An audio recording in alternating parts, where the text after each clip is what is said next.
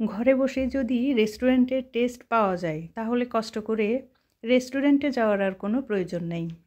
Hello, আসসালামু আলাইকুম everyone. কেমন আছেন সবাই? আই হোপ সবাই ভালো আছেন। আমিও আছি আলহামদুলিল্লাহ ভালো।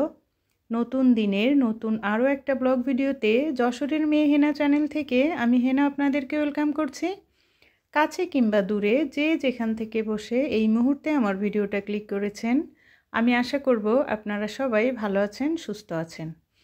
ভিডিওর শুরুতে প্লিজ একটা লাইক দিয়ে আমার ভিডিওটা কন্টিনিউ করবেন। প্রতিদিনকার মতো আরও একটা নতুন ভিডিও নিয়ে আপনাদের মাঝে হাজির হয়ে গেছি। আজকের ভিডিওটা শুরু করেছি গতকাল সন্ধ্যা থেকে। যেহেতু আমি দিনে একটু ব্যস্ত ছিলাম, তো রান্না বাড়াটা সেভাবে অফ ক্যামেরাতে করে নিয়েছি এবং আমার রান্নাঘর পরিষ্কার না থাকলে না আমার ঘুম আসে না। তো সেই চিন্তা থেকে দেখেন আমি রাত্রে কিন্তু রান্নাঘরটা খুব সুন্দর করে পরিষ্কার করে নিচ্ছি।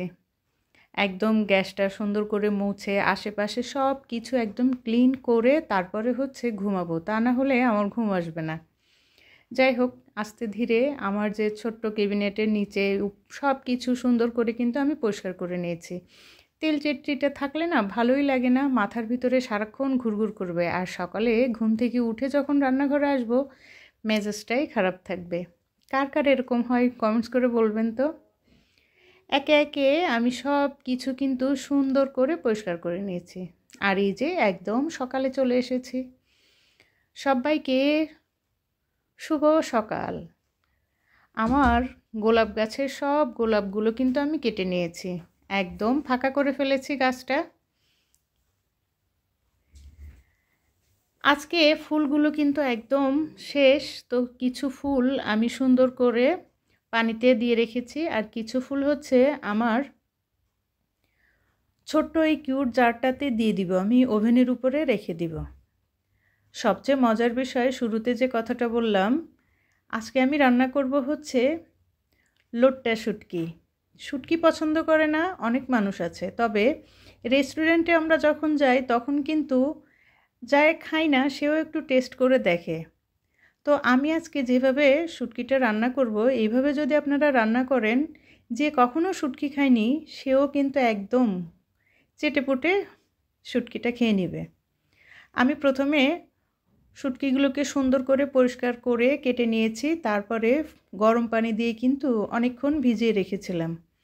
আর এটাতে দেখা যায় যে অনেকটা ময়লা থাকে, বালু থাকে। আপনি চাইলে শুটকির ধরন বুঝে একটু ভিনেগারও দিয়ে দেওয়া যায়। তো যাই হোক, দেখেন আমি কিন্তু বেশি করে তেল দিয়েছি, আর এখন কিছু গোটা রসুন আমি তেলে ভেজে নিব, সঙ্গে টেস্টের জন্য শুকনো মরিচও দিয়ে দেব। আর এভাবে করে আজকে আমি যেভাবে শুটকিটা রান্না করেছি, এভাবে আপনারা বাসায় ট্রাই করে দেখবেন। সত্যি বলতে খুবই মজা হয়। কষ্ট করে আপনাদের আর কক্সবাজার যেয়ে লোট্টে শুটকি ভুনা খেতে হবে না, বাসায় বসেই আপনি কক্সবাজারের ফিলটা নিতে পারবেন। আর আমি যে শুটকিটা রান্না করতেছি সেটাও কিন্তু কক্সবাজার থেকেই আনা। তো যাই হোক, দেখেন আমি কিন্তু অফ ক্যামেরাতে কয়েকবার গরম পানি করে শুটকিটা ভালো করে ধুয়ে নিয়েছি, আর ওই যে রসুন আর শুকনো মরিচের ভিতরে শুটকিটা সুন্দর করে ভেজে আলাদা করে তুলে রেখেছি। আর এখন শুটকি রাঁধতে সবসময় কিন্তু বেশি পরিমাণে পেঁয়াজ লাগে, তো পেঁয়াজটা কিন্তু অনেকটাই পরিমাণে দিয়ে দিয়েছি আর সেটা ভেজে নিয়েছি। দেখেন এরকম যখন কালারটা হবে ঠিক তখনই এর ভিতরে যত ধরনের মশলা আছে সেগুলো আপনারা দিয়ে দিতেন।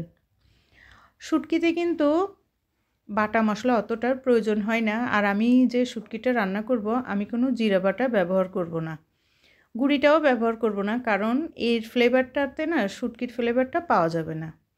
তো আমি এর জন্য হলুদের গুঁড়া, তারপরে শুকনো মরিচের গুঁড়া, লবণ আর একটু দিলাম সব মশলা মিলিয়ে আমি একটা মশলা তৈরি করেছি, সেখান থেকে অল্প পরিমাণে মশলাটা সুন্দর করে আসলে পেঁয়াজের সঙ্গে একটু ভেজে নিলে এটার ঘ্রাণটা না অনেক সুন্দর হয়। তারপরে হালকা একটু পানি দিয়ে আমি মশলাটা কষিয়ে নেব। আর এখানে আমি একটু আদা বাটা দিব, আর সামান্য পরিমাণে রসুন, যেহেতু আমি অনেকগুলো গোটা রসুন দিয়েছি। মশলাগুলো ভালোভাবে কষিয়ে নিয়ে প্রথমে যে আমি মাছগুলো ভেজে রেখেছিলাম সেগুলো কিন্তু এখন মিক্স করে দিব। অনেকক্ষণ ধরে খুব সুন্দর করে নেড়ে চেড়ে হালকা একটু পানি দিয়ে দিয়েছে। আর এখন দিয়ে দিব হচ্ছে টমেটো। সত্যি বলতে শুটকিটা এতটাই মজা হয়েছিল, কি বলবো, খুবই মজা হয়েছিল। আর এই তো ফাইনাল, আমার শুটকিটা কিন্তু কমপ্লিট। আজকে এই শুটকি দেখে যদি কারোর মুখে পানি চলে আসে তাতে কিন্তু আমার কোনোই দোষ নেই। আপনারা যে জিনিসটা আমি চেয়ে নিতে ভুলে গেছি, আপনারা কিন্তু দিতে ভুলবেন না। আজকে মনে করে একটা লাইক দিবেন। আর যদি আমার চ্যানেলে বলা কোনো কথা, কোনো কাজ আপনার ভালো লাগে, আপনি চাইলে আমার চ্যানেলটা সাবস্ক্রাইব করে আমার সঙ্গে থেকে যেতে পারেন। পাশে থাকা বেল বাটনটি প্রেস করে রাখতে পারেন, যাতে আমি নতুন কোনো ভিডিও ছাড়লে আপনার কাছে নোটিফিকেশন চলে যায়। আজকে আমি আরও একটা অভিযানে নেমেছিলাম, সেটা হচ্ছে ফ্রিজের যে তরকারিগুলো থাকে সেগুলোর অভিযান। আর সেটা কীরকম দেখেন, প্রতিটা তরকারি একটু একটু একটু একটু করে সবসময় কিন্তু থেকে যায়। সবগুলো তরকারি আমি ফ্রিজ থেকে বের করে তারপরে সুন্দর করে কিন্তু গরম করে নিয়ে এসেছি। আর এটা দিয়েই আজকের খাবারটা, সত্যি বলতে অনেক দিন পর অনেক টেস্ট করে ভাত খেয়েছি। বেগুন ভাজি ছিল, তারপরে পাবদা মাছ ছিল, শুটকি ভুনা, আর শসা তো এখন থাকবেই। সব কিছু মিলিয়ে আলহামদুলিল্লাহ আজকের খাবারটা খুবই মজা ছিল। আর মজার খাবার খেতে খেতে আপনাদের কাছ থেকে বিদায় নিচ্ছি। আল্লাহ হাফেজ।